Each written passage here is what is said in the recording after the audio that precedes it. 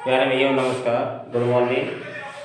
KDRS की online study class में आप सभी का हार्दिक अभिनंदन। जैसा कि आज हम संस्कृत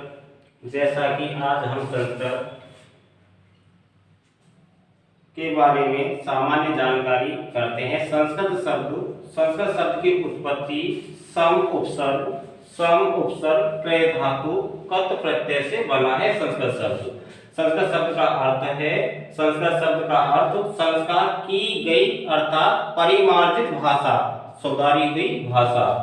सम बराबर भली प्रकार से, कृत बनी या बनाई गई जो भाषा वह संस्कृत भाषा कहलाती है। अब व्याकरण किसे कहते हैं? व्याकरण उस शास्त्र को कहा जाता है जिसमें भाषा के शुद्ध करने वाले नियम बताए गए हों। किसी भी भाषा के अंग प्रत्यंग का विश्लेषण तथा विवेचन व्याकरण ग्रामर कहलाता है। व्याकरण वह विद्या है जिसके द्वारा किसी भाषा को शुद्ध बोला, पढ़ा और शुद्ध लिखा जाता है। किसी भी भाषा के लिखने, पढ़ने और बोलने के निश्चित नियम होते हैं। भाषा यदि साध्य है तो व्याकरण उसका साधन है। भाषा यदि साध्य है तो व्याकरण उसका साधन है। व्याकरण भाषा को अनुशासन मात्र ही करती है। व्याकरण भाषा को अनुशासन मात्र ही करता है, शासन नहीं। व्याकरण भाषा पर अनुशासन मात्र ही करता है, शासन नहीं।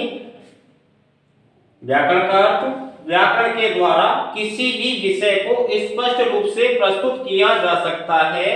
व्याकरण किसी विषय को भली प्रकार से समझने के लिए किया जाता है। जो विषय छात्रों की समझ से बाहर होता है उसको व्याकरण के माध्यम से सीखा जाना अति लाभदायक सिद्ध होता है। आ गया समझ में सबके? दोबारा देख लो एक बार। संस्कृत शब्द की उत्पत्ति सम उपसर्ग क्रय धातु और प्रत्यय से बना है। सम का अर्थ संकट भली प्रकार से, कृत बनी या बनाई गई जो भाषा वह संस्कृत भाषा कहलाती है। व्याकरण उस शास्त्र को कहा जाता है जिसमें भाषा के शुद्ध करने वाले नियम बताए गए हों। किसी भी भाषा के अंग प्रत्यंग का विश्लेषण तथा विवेचन व्याकरण या ग्रामर कहलाता है। व्याकरण वह विद्या है जिसके द्वारा किसी भाषा को शुद्ध बोला, पढ़ा और शुद्ध लिखा जाता है। किसी भी भाषा के लिखने, पढ़ने और बोलने के निश्चित नियम होते हैं। भाषा यदि साध्य है तो व्याकरण उसका साधन है। व्याकरण भाषा का अनुशासन मात्र ही करता है, शासन नहीं। व्याकरण का अर्थ, अब आगे चलते हैं। व्याकरण के द्वारा किसी भी विषय को स्पष्ट रूप से प्रस्तुत किया जा सकता है। व्याकरण किसी विषय को भली प्रकार से समझने के लिए किया जाता है। जो विषय छात्रों की समझ से बाहर